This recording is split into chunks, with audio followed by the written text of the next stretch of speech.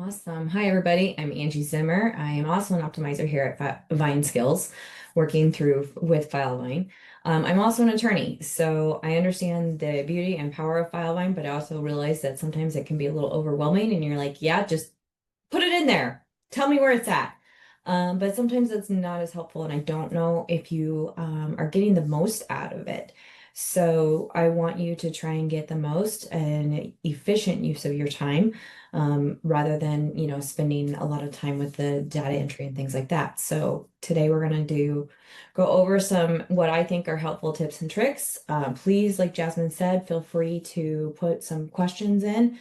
Definitely want to do what I can to address you.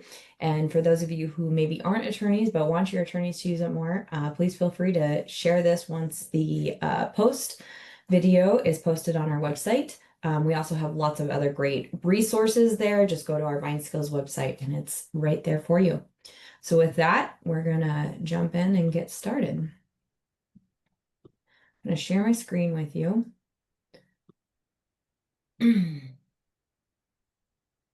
Okay, so we come into Filevine. Normally, we'll probably have some items in our feed. This is our sandbox, so there's not much in here on a regular basis, but I'm sure yours does. So first of all, with your feed, make sure that you're looking at it every day. I know it can be a lot sometimes, and we'll go through how you may or may not want to be subscribed to things in a minute. But if you're not going through your feed, you're not seeing the necessary items on a day-to-day basis. So we're going to go into a test project here. And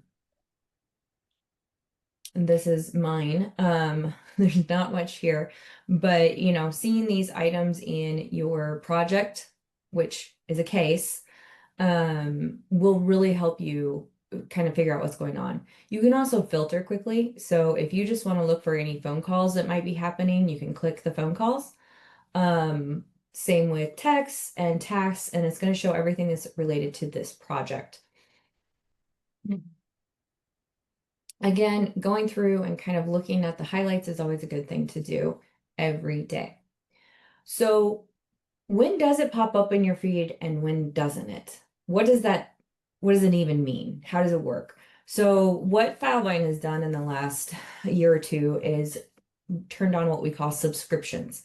When you're subscribed to get notices on a specific case, you're going to get everything. So if someone makes a comment, a client texts in, or one of your team texts a client, if a fax is added to the project, all of that's going to show up in your feed to see what's going on a day-to-day basis. That can be a lot of information for you as an attorney.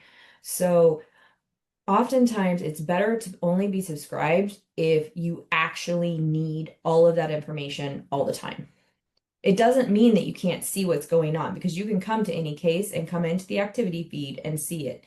But if you don't want every single notification, which most attorneys don't, I don't recommend being subscribed to the case.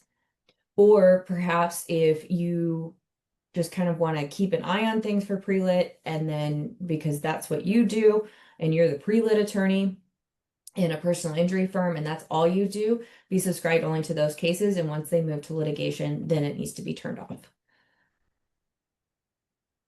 So, okay, I don't want to be subscribed, but where do I find how I get other notifications? So you're going to click up here next to the little bubble and click the arrow and click Filevine settings. And then go to notifications. So if you don't want to be subscribed to a case, but you still want to know certain things, you can come over here to the notifications and say that you want every time something's been tasked to me, because maybe that's how you and your paralegal are passing documents back and forth. So you want to get an email of that immediately. I don't recommend doing all of these because that's, again, intense, because it's going to send you every single notification as an email. We don't need to clog our inboxes, just like we don't need to clog up our activity feed. But if there's something that really matters to you, you can certainly select it here. And you'll Otherwise, notice, I'm sorry, you'll sorry. notice on there, some of those do specify for projects that you're subscribed to. So as Angie was mentioning, you have the option to subscribe yourself. If you don't, those specific notifications you won't get. Yep. So, like Jasmine was saying here, each task that gets assigned to me automatically checks the one that for projects that you're assigned to. But even the ones that you weren't assigned a subscribe to, excuse me, if they're assigned to you, you'll still get those. But again, this is the immediate, so be very picky about what you're choosing here. Otherwise, you can do the daily digest, which is what I recommend, either in the morning or the evening, depending on when you are going to go through your calendar and kind of figure out like, okay, here's what's next on my plate. If you do that in the mornings before you get started, or you do that at the end of the day, choose one of these and you can, excuse me, get a digest of any deadline reminders, again, for the projects that you're subscribed to, which if you are subscribed, you're going to go ahead and get those in your activity feed as well. Same for Vax and any client portal messages. But perhaps maybe what you really want is anywhere that you've had a new uncompleted task assigned to you or new notice. No, notes, not notice. Mhm. So that's an overview of the notifications and subscription. Now we're going to get into my favorite tool. Bear with me because in order to use Outlook, I have set up my personal email with the Filevine Outlook add-in. But it will pull up essentially all of the projects that are in your org that you have access to. So it's not going to pull up every single project in your environment if you don't have access, but the add-in does allow you to create new projects from there. And then it's a great way for you to send emails to Filevine, create new emails that go directly into Filevine. That way you don't have to CC, BCC everybody in your office or your paralegal or case manager to those projects. You can simply push it into Filevine. It will show up in the activity feed. And then anybody that has access to that project will be able to go in and review whatever's in there. Any documents or photos or really any other attachments can also easily be pushed into Filevine. I usually just do my VOS project when I'm in there, so that you can't see anything else, but that will allow you to kind of go in and say, hey, these attachments need to go to this folder within the project.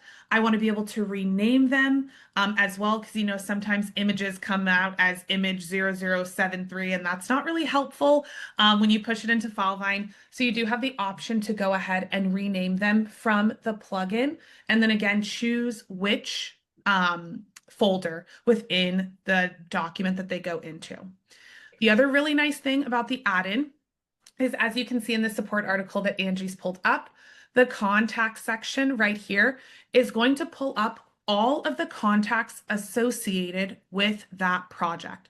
So if you need to CC, BCC, send a new message to somebody related to that project, you can easily access their contact information from the plugin. So you don't have to go back into Filevine, then come back into Outlaw or Outlook, back and forth, back and forth. You can do it all directly from Outlook.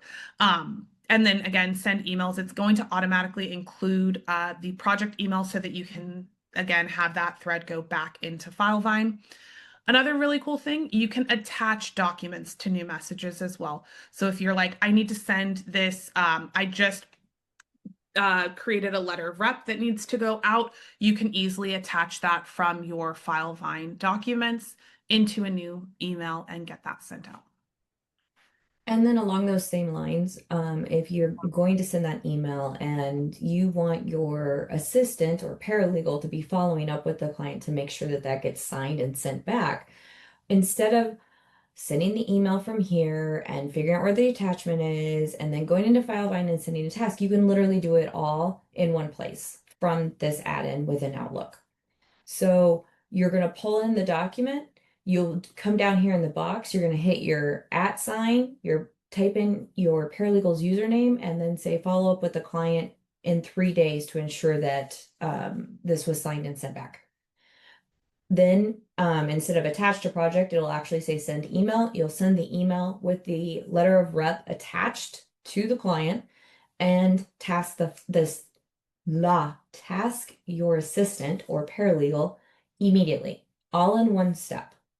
So this extension is really, really helpful. It will save you time, um, as well as allow you to do different things. It can be the same way if you have emails within there that you want to be tasked as well. You can again, it doesn't have to be you sending emails. It can also be an email that you receive that you want your assistant to follow up. And so as you're sending tasks directly from here. And somebody asked about sending the videos. I just added those into the chat. There's one for the web version and one for the desktop version for Outlook. Yes, and it works well for both. Okay. Coming back to our sandbox. This is the project hub. So oftentimes it's going to be right up here. Oh, another helpful hint. If you want any of these items, because maybe you use the report builder all the time, or you use the project hub all the time, whatever you use, you can actually hit configure down here and drag and drop. The ones above the line are going to be the ones that you usually see on your screen. Anything below will be actually in the menu. So you can actually move these around based on how you use them, which can be extremely helpful. So coming into the project hub, what's great is you can see all cases within your organization that you're added as a team member to, but you can filter it down. You can change based on the phase. So perhaps you want to see what phase it's in, and that's the first thing you want to see. You can do based on the project. You can do based on the project type. So if you only want to see personal injury, you can come into your project type and select personal injury, and you will only see those cases. You can also filter in by whether you're the primary or anyone else is the primary. Maybe you want to see archive cases because you're trying to think of that one case where you were the primary and it was closed, and maybe you come up with something else. All of those can be here and keep your filters that way. My favorite thing, though, honestly, about the Project Hub is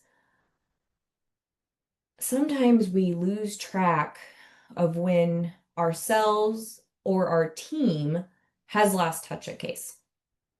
And that's really important, right? Because we want to be on top of moving cases forward, especially when we're in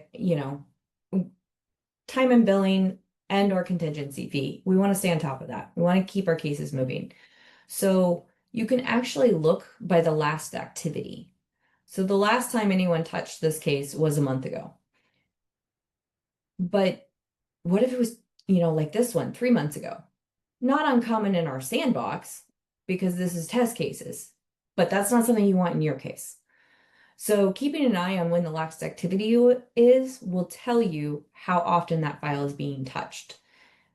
Perhaps because it's in file setup. Hey, why is that still in file setup? Why haven't we progressed this case? What are we missing? What's happening?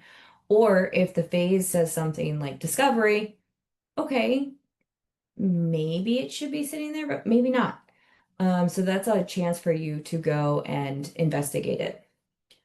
Also, if your team is using tags consistently, you can actually search by tags as well. So in treatment will be sometimes a tag. So you want to look at your in treatment cases and put that tag in here. I don't know that it's one that we have. But if you did have one, it would come up here and you could click on it. And then it would only show you the cases that have that tag on it. So that's a really good way to see things at a glance, as well as to kind of quickly assess where things are. How many files do you have in the treatment phase? How many files do you have in file setup, discovery, etc. So you can kind of keep overall things moving. Another Anything thing. else to add, Jasmine? Yeah, so you have the ability to pin projects, which is really Mm, nice, right? If there's certain projects where you're like, I'm in this every single day, I don't want to have to search for it, I don't want to getting lost. If you just click into the white space like Angie did, there's a little push pin at the very top. You can click on that, and that's going to pin that project to the top of your project hub so that whenever you come into the project hub, it's going to be there. You can also filter right next to where it says show archived by pinned only projects, so that if, again, that's your working list, you have the ability to filter down and kind of remove some of that noise that you're seeing. The other thing, when you click into that white space where you can go to pin, you're also going to see your vitals. Vitals are going to be important pieces of the case. I usually just click into like this white space because yeah. that's sometimes I click on something accidentally, but this will bring up all of your vitals as well as those tags that Angie mentioned. There's obviously like a column for the tags, but this is just a better visual sometimes for important pieces of the case, right? Something that you need to see quickly. You don't want to have to go into the case to see this info. You can see it directly from here. This also allows you to configure those vitals. So if you have the new vitals turned on, the expanded vitals, you can make adjustments to what you're seeing, what you would like to see, so on and so forth. And each user has the ability to make updates, right? So you care about different stuff than your paralegals and case managers and the rest of your kind of staff. And so this is a great way to narrow down only to see what you need to see, the most important things to you on this case. Outside of that, you also have like the details tab, which is going to show you the email address. So if you don't use the Outlook add-in, you can pull the email address here and CC, BCC, all of that into your email, but that's visible here as well. Yeah. And then again, if you want to subscribe, you can get that in the vitals there. Awesome. All right. One of the other things that, and I'll be honest, I just went to our team and was like, hey, what do you all think our attorneys need to know? So we kind of group sourced this list. And one of the things that our team decided to come up with was to, I lost my screen. Hang on. You just swipe that way. Yeah. I see, I just got a Mac, y'all. I don't recommend automatically changing. Okay, we're just gonna stop and stop share and redo that. Technical issues. All right. No worries. No worries. And if you all have any questions, feel free to pop them in that kind of Q&A. I'm monitoring it on my other screen. So as they pop up, I'll go ahead and respond to those.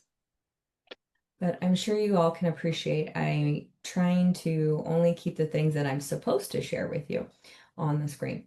So that's part of what's going on. Okay.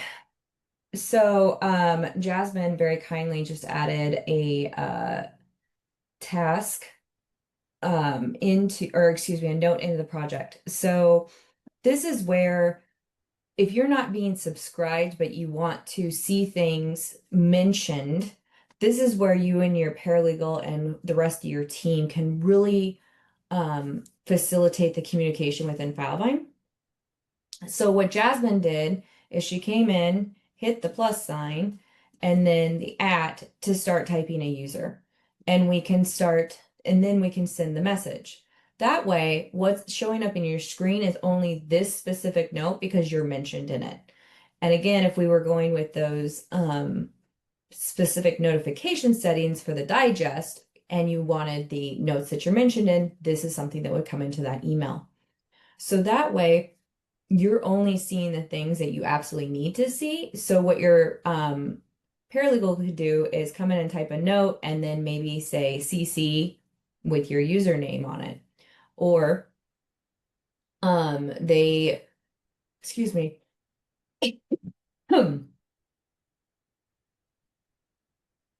Or like Jasmine has here, she's asking me to review this for this document.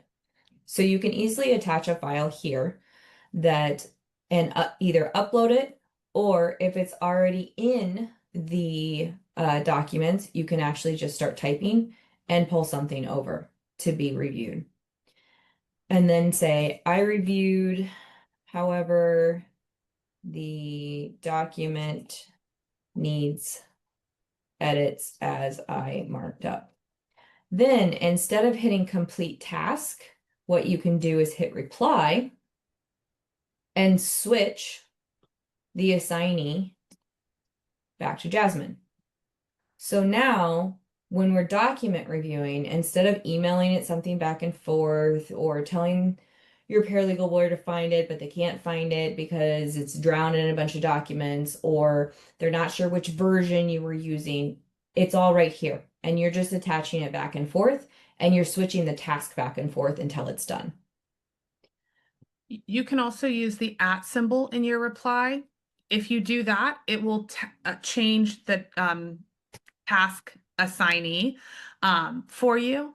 And within Filevine, the really nice thing, if you have Docs Plus, you're able to edit documents directly from Filevine, right? So PDFs, Word documents, all of that good stuff. And so if you wanted to make edits to this document, you can just click Edit Doc. The doc utility is going to be if you have like Excel or things that are not supported in Filevine, you do have to download that. But for Word and PDF, you can do it directly from within Filevine. You can see the document, you can make any edits. This is a PDF, so the editing is going to be in place. There's a few different ways that you can go about editing. Because Angie's screen is like truncated, everything is in like a drop-down list where it says view. Now that it's not, you can kind of see them across the board. So depending on how your screen is, this might look just a little bit different. But this will allow you to edit, redact, whatever you need for this PDF. Filevine keeps a version history, which we can go over in just a second, but this allows for you to be able to not have to just make, comment changes. You could make the changes yourself if you'd like. And then again, reassigning the task in either way. You can also adjust the due date, right? We have it set for today. Maybe you want to give your staff a little bit more time to do it. And so you can always adjust the due date there as well. You can also, if you don't want to click on it above, so we're going to reassign it to me. Please complete changes and then type an asterisk by tomorrow and hit reply. It's now assigned to me and it changed the due date. So you can actually get everything done in one step instead of having to multiple click. And by using this more frequently to go back and forth with documents, to task each other, one, you're using the tool to stay on top of things, and two, you're minimizing the time that you're trying to find things, do things, because let's be honest, there's only so much time in the day, right? And so you don't have time to be searching around for things and wanting to get things out as quick as possible. So going back to what Jasmine said about the uh Version history. version history. Thank you.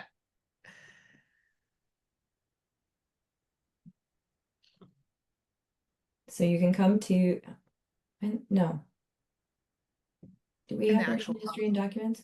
I usually What go is to it? the actual project because you have a little bit more capabilities. The docs section that Angie's Yeah. in right now is a like global search. So you can search across all of the projects that you have access to see documents. You can search keywords, you can search by tags. We've seen tags in a few different places. They give you the ability to categorize and filter. So outside of using them for projects, you may also want to tag your documents as well. And if there's a documents, this is something that we can assist you with if you don't have anyone on your team that knows how to do it. But you can actually, if you're going to regularly attach documents to say a field within your experts, and you want to be able to always find the expert's CV, and it's going to be uploaded in a specific field, it can actually be changed on the back end to tag that specific document anytime it's saved to the expert section in that specific spot. So like this is for expert reports, you could have it tagged as hashtag expert report. and make it easier to find. Um, One other tip while Angie's looking for this section, there's a filter menu. So like if you have a ton of sections and you're like, okay, where are the documents? I'm spending a ton of time searching. You can use the filter here to search and it will narrow down that section. So that will hopefully save you a little bit of time. At some point, you're probably going to get really familiar with your template if you're not already of like, oh, I know exactly where this is because I'm doing it day in and day out. But in the off chance that you don't, or you're just like, it's Friday, my brain can't process anything anymore. And it's only Wednesday for us. So Lex was last week, so forgive us, but you yes. can filter there to narrow down as well. Yeah. Um, and if you can't tell, I'm newer to Vine skills. I'd used Filevine since 2017, but some of the new features we didn't use as frequently.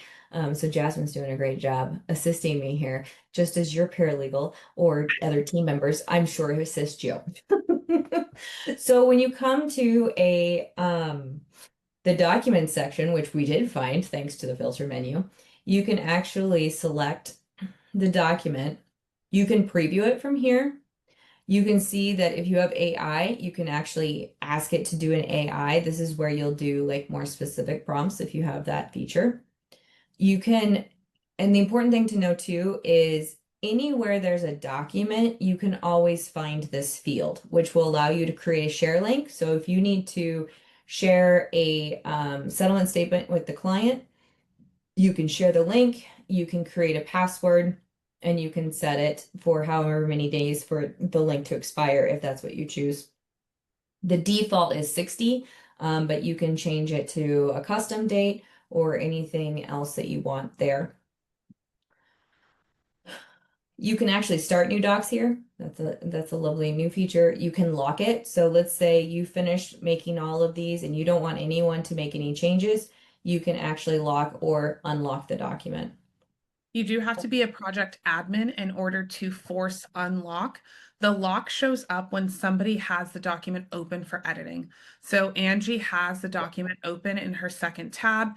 If she, was like, oh, I'm doing this, but then an email came in or a phone call and she didn't have an opportunity to like save her changes, you unlocking the document doesn't save her changes. It has the document where it's at. And so sometimes unlocking it is not beneficial. You may want to check in with whoever has it open for editing to make sure that, hey, is this in its final form or should I go for it? All of that good stuff. Yep. Okay. And over here, we can toggle on properties and actually see a lot of information regarding the document. It'll show you a preview here, and you can load a full preview if you choose. Here's your information. It's going to tell you where that document is actually located, the size of it, when it was uploaded it, who uploaded it, if it's attached anywhere else within the project. If it's attached in multiple places, it'll actually list those out. The notes, if you want to send it over to VineSign to have someone sign, so perhaps you want a settlement distribution statement signed, you can actually have it signed from here, as well as indexed if it's been OCR'd. If you do have Docs Plus, you'll see those.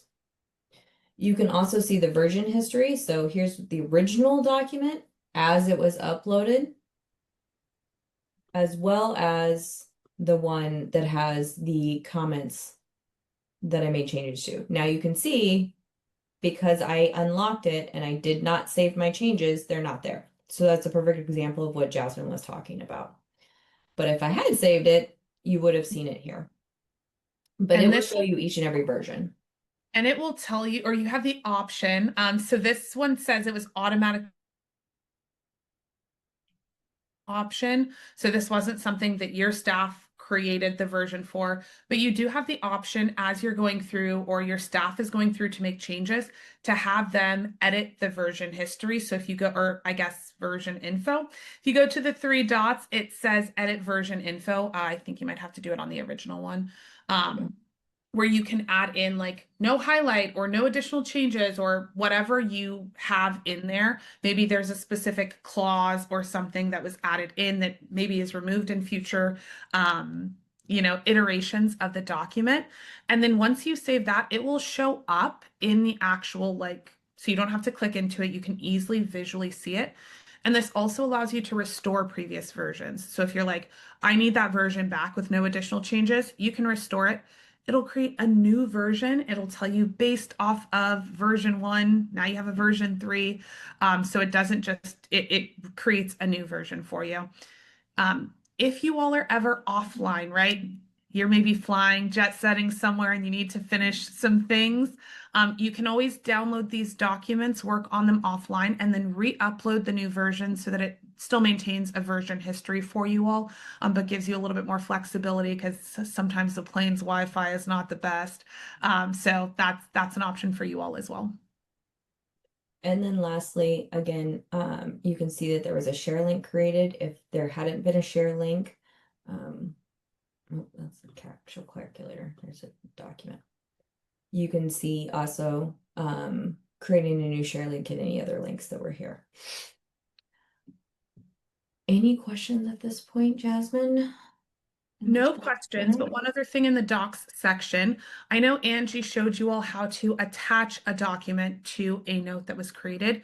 You can also do it directly from the docs section or wherever the document lives within the other sections in Filevine. So if you've uploaded it into the medicals or the experts, like Angie pointed out, or if you have a doc gen, you're going to have the same options like Angie mentioned, right? That those three dots with all of the options. There's an option called Note This. That is what is going to attach the document to a note, a task, whatever kind of item that you need. You'll see that it pops up here. This is going to be a note. If you wanted to make it a task, you could do the @ and the asterisk like Angie mentioned. You could also just click the task option. You have a few options. If you click the task, it's automatically going to assign it to yourself, due today. You can always make edits just like Angie showed in a previous screen, but this allows for if you have like your paralegal or case manager needs to go in and make edits or updates, you can say, hey, here's the document. They don't have to spend time searching through the docs section. Maybe you have multiple iterations of this document that weren't stacked on top of each other, but you've downloaded them several times or they've come in several different times. You can always make it easier on them and add that directly to a note or task and send it over to them. And then we're all familiar with the idea that I'm in the middle of working on this document and then someone pops in, or you have a client that calls and you need to be making a note. This icon up right here is the create activity. So you can actually, it'll default to whatever you're working in, but if you need to quickly make a note, you can actually search for the new project, make the note, log the phone call, send the text message, make a task, whatever it is that you need to do from anywhere. And then just simply create task, add note, etc. It will even allow you to add your time if it's a defined time for that as well. So this particular feature makes your notes, your text very simple and very fast and very easy to get done and keep moving through your cases. All And right. one other thing here in the docs section, you have the ability to add these documents to the sidebar as well. Sidebar is, yep, right there in the top corner. It's kind of like instant message, or if you use Slack, it could be like a Slack platform, right? Where you're asking questions back and forth to internal team members. So you can add in your team member and say, hey, where are we at with this? You can attach documents and you can do that again directly from the docs section, or if you're in sidebar already chatting about something and you need to attach it, you can do that. Sidebar allows you to create tasks and notes based off of your conversation. So you can easily add those into the project if you need. And if you all have AI, there's an additional piece. And Angie, I don't know if you're going to go over it. So if you were going to go over it, feel free to. Yeah, that's where I'm going. Perfect. Um, it depends on how much is in here. But my favorite question to come ask, because like for instance, we'll have different emails going back and forth, and perhaps we're gonna start a kickoff call with a new client. But there's been emails in the activity feed, and there's been different information. So you can come in here and can you please provide me a summary of this case? Always nice to the AI. Yes, I'm a very much a please and thank you. Thank I you. mean, you do you, but I like to be nice to it. So as you can see here, it's now going to give me an overview of everything that is in this case that you can quickly look at. Also, my other favorite feature is you see these like footnotes. You can actually click on those. It's a little hard because now it's adding more information. But you can actually click on those and it will take you to where that information is. So you're like, is that right? Did we do that? So that's where you can go click that information. Maybe it's right, maybe it's wrong. But then that's where you can also check in with your assistant. But key dates, settlement details, this case has gotten that far. There's insurance and there's liens, where the medical treatment has been, and the overall incident details. You can be as specific or as vague as you want. Obviously, mine was pretty vague. Just give me a summary here, which if you're brand new to a case, that's a great place to start probably. And then you can start figuring out where you want to dig in. But perhaps this is something that you're regularly working on. So you can come in and ask the AI, tell me the latest settlement, if I could spell offer. Mhm. We would call this at my old firm driving, whoever was in the driver's seat, and I would be notorious for misspelling in the driver's seat at all times. So It's the pressure of everybody watching. it is. But here you can see that it's telling me, well, actually the case settled, and here's what it settled for, and there's actually two settlements, and here's the reference information. So if you do have AI, this is a new awesome feature that they have that is really becoming a game changer. Yeah. Anything else on the AI, Jasmine? There's a ton of questions that you can ask it. You can ask it to analyze. Oh, and look, somebody says they can attest to that. So yeah, Awesome. you can ask it a ton of different things.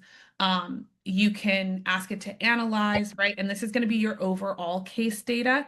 If you don't have AI in Filevine, the Ask AI will still be in there, but it's very limited. It can essentially do like a 7-day summary of your activity feed. So it's not going to pull from the sections like the chat with your case or this like Ask AI does. But for everyone that has AI, you can also ask it how to do stuff in Filevine, right? There's certain things that you're probably not doing frequently, but you're like, ooh, I actually do need to run that report, and I haven't run a report in months, and so I don't remember how to do it. You can ask the AI, how do I run a report? And it will show you, it'll pull from like the Filevine support page and tell you how to run a report. So that's also a really nice feature and function there. Angie, there is a question not related Yeah. to AI, but Okay. for client communications, do you recommend using the firm texting number, the client portal, or assigning a separate text number to each project? Honestly, that this is where the operations side of me comes in, because it's really kind of a firm decision. If we are looking at it from the firm level, two things. One, I would say it's usually best if you just use one text number because then no matter which is working, perhaps they even have two cases, it's one phone number and they know that phone number is important. However, now if you turn on the client portal, I actually like the communications better in the client portal because the downside of the texting within Filevine is it only tells you if it was delivered.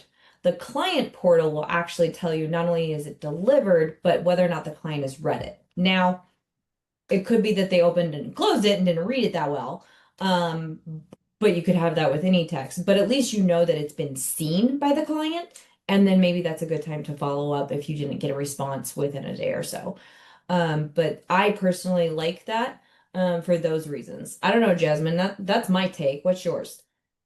Yeah, I would say assigning a separate number to each texting project is quite cumbersome and not really necessary. If you use the firm texting number, right, the one that you create, there is a caveat with if you have clients with multiple cases open. That thread is going to go to whichever case has the most recent activity. So you may want to consider that. That is a use case where some folks will create additional texting numbers so that they can kind of manage and navigate that. I think the client portal kind of eliminates all of those Mhm. options. There are some people that don't want to use the client portal though, but because the client portal you have to turn on with each project as well, right? But it keeps everything in one nice, neat location. The client can kind of see everything. They can, and either way, they can send documents, images, anything like that. But the client portal takes it a step further and allows you to create forms so that if you're like, okay, the client really should be sending us this intake info, right? I need them to fill out the time of the incident and the location. We'll verify with them on a call, but I want them to fill out that, baseline info. The client portal allows you to send them a form to fill out that info so it populates into your Filevine. So there are some nice additional features that if you're going to use the client portal for texting, you're going to get as well. Um, but again, regardless with whichever route that you go for texting, any documents that are sent will automatically be saved to the docs section of your project. Uh, Mhm. the other thing that I will say with the firm texting number, if you need to text somebody that is not associated with a project, the client portal obviously won't allow you to do that, right? Because it needs Mhm. to be turned on a project level and communicated from there. The firm phone number is going to allow you to text other folks through the mailroom. Um, you can send and receive text messages again that are not necessarily associated with projects. Maybe you have a vendor that you work with to get office supplies or water or something like that, and you want to, and they have a texting line and you want to be able to text them and communicate with them. That firm text number is going to be better. Additionally, if you have multiple offices, right? Maybe you operate in multiple states and you want the number to reflect the state that you are in, you can create multiple firm texting numbers and use that to kind of differentiate as well so that it's at least a familiar area code for your clients or something along those lines. That was a long-winded answer. My apologies, but hopefully that helped.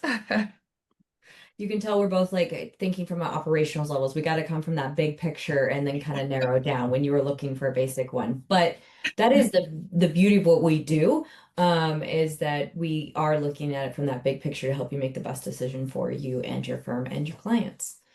Um, on that particular note, one other good practice point, I would say it to my team that I used to be with for 8 years, as well as I tell clients now, good data in, good data out. So if your team is using Filevine consistently, they're putting the information in Filevine, they're filling out the fields, they're working with the client to make sure that things are getting inputted, you're going to, when you are asking it to summarize the case, when you're pulling the reports, that information is going to be there and be up to date. And when you are looking at it, you're going to know that it's up to date. However, if your team is only half using it, can you actually rely on that hearing is the most up-to-date hearing date that's on there? Is that the most accurate scheduling order that you have? And those are the right that litigation deadlines. The last thing you need is additional stress because your team is not inputting the information as they should within Filevine. So do make it a priority for your team if you have Filevine that you're using Filevine. It is a tool that I realize at times can feel overwhelming, but hopefully today, and if you need additional assistance, we would help you continue to make that less overwhelming and a better tool. And then it also makes your malpractice carrier happy because you have good data, you're using it, and you're less likely to have things go to sideways on you, which is what we don't want. We want to help you be successful in your practice, and that's why we're here to do this. Um, on that note, I have one other helpful tip. There we go. If I can find my mouse. I lost my mouse. Do y'all lose your mouse when you're in full screen view? Because I do sometimes. So we have two types of sections within Filevine. This is a static section, nothing changes, right? But what you'll often see with insurance and with medicals is collection sections where you have that add an item button. Oftentimes, especially like medical providers, this section or liens can get long, right? It's a lot of information. And you're like, look, I just want to come in here and I just want to see the test hospital. And so you can actually come in, select the provider, and start to type what it is that you want to see. I'm making sure that I'm actually spelling it correctly because I'm not. And hit the check mark. It's going to filter out everything else that you don't want to see and leave it here. So now you're like, okay, yep, this is the one I want to see. Or, hey, I know the client went to the to test hospital just last week, and that's not in here. Have we asked for records? Have we done that sort of thing? And so you can actually see that it is here or isn't here. I guess last week is a little soon for those of us because you know they got to visit and then there's the 30 days and da da da. But you know what I mean. You can even switch the alphabetical order if you want to see more than one. You can see it in different list styles. You can also move the size of each of these columns so that you can only see certain ones. And then my other favorite feature is you're like, look, the only thing I really want to see is the balance due. You can come uncheck these and tell it to save, and now those columns aren't there anymore. And that's only going to do it for you, so you don't have to worry about messing it up for anybody else. But it also makes life a lot easier on you when you can see what you need to see quickly. All right. Do we have any last questions, Jasmine? No questions have come in. All One right. thing that we didn't touch on that is a newer feature that might be helpful for Mm, you all is in the task list. There's the ability to filter so you can see incomplete tasks for a specific user. So if you're like, I need to see that my case manager has done what they need to, you can clear that assignee. It's automatically going to be you, but you can choose, and I'm sure I have some incomplete tasks in there. right. So you'll see, I have a ton of incomplete tasks. You should probably get on me and be like, why are all of these tasks incomplete? We have some from, last month or 2 months ago. Where are you at with this? And this is a great way for you to easily be able to see the data. This page is not sticky though. So if you leave and come back, it's going to reset to incomplete, assigned to you, due on or before today, but you can change and adjust these filters. The other thing with attorneys, right? Most of you are the ones that signed your Filevine contract. So you're kind of your super admins in Filevine. You have a few more capabilities and permissions than your normal staff members would have. That includes this little question mark here. They'll have the question mark, but you have the ability to download your doc utility app resource, which is what Angie kind of briefly showed in the docs section. That's the ability to edit documents that are not Word documents or PDFs and have them saved back into Filevine like you would be able to for Word or PDF documents. You do need to download and then you can send it out to the rest of your staff. This question mark is also where you can go to see all of the beta releases. So if you're like, I went to Lex, they had a lot of really cool things that we want to implement. At the very bottom, there are some beta releases that you can get added onto. You just say, I'm interested. Filevine will go ahead and turn those on in your org, and you'll be able to start using those features, provide feedback to Filevine, right? Like, hey, this is great. Hey, I would love to see this kind of improvement, and work from there. And then you can also see what's new, visit the Help Center to get those same resources that the Ask AI is bringing in for you, and to also get live Filevine support. So if you're like, something's not going correctly, I'm trying to task this person, it's not going through, you can kind of see that. Can you, So, oh, sorry, go ahead. oh, I was just going to add, so then when you come in here, make sure you hit the blue chat put in some information, start chat, and what's nice is they'll actually give you a Zoom link and you have 10 minutes with them in an actual Zoom so you can show them what's going on rather than trying to explain it through text. Exactly. A question did come in, Angie. Okay. Can your attorney assign security changes to their staff? Security changes as far as access to Filevine or something else? And Angie, if you know the answer, please feel I'm free gonna to. guess that if you're wondering if your attorney can assign you like advanced access to be able to do different things, yes, they can, though we would probably caution your attorney to make sure you're giving it to the responsible one. I have a feeling that my former paralegal Misty is the one that asked that question. So yes, Misty, you can get that added for you.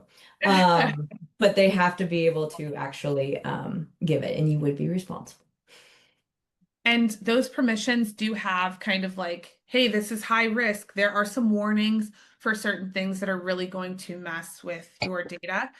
The other thing that you all, as attorneys, if you, again, you signed your contract, you should be able to manage your account in the little top right. And Angie, I'm just realizing your initials are AZ, like A to Z, and mine are JK. So those are, funny initials. Anyway, manage my account is going to have some additional things that you can do. The ability to grant client portal access. Um, and Angie, I can grant you access. I think I have access, so I'm going to give you access now. So again, as a attorney, you have the ability to grant folks this access.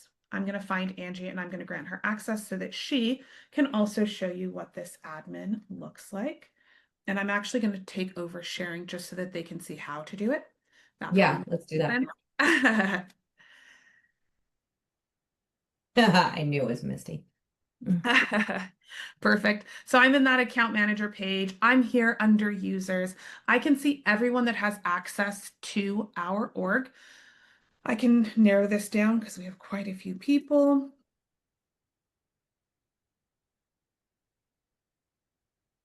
Angie, are you not in here? Apparently not. That's hilarious.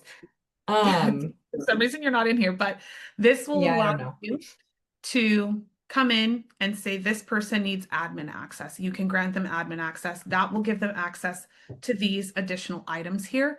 You do want to be very cautious with giving this because this includes access to personal access tokens, user activity, the ability to disable users, enable users, set temporary passwords. So if your staff is like, hey, I forgot my password, you can set a temporary password for them to be able to reset.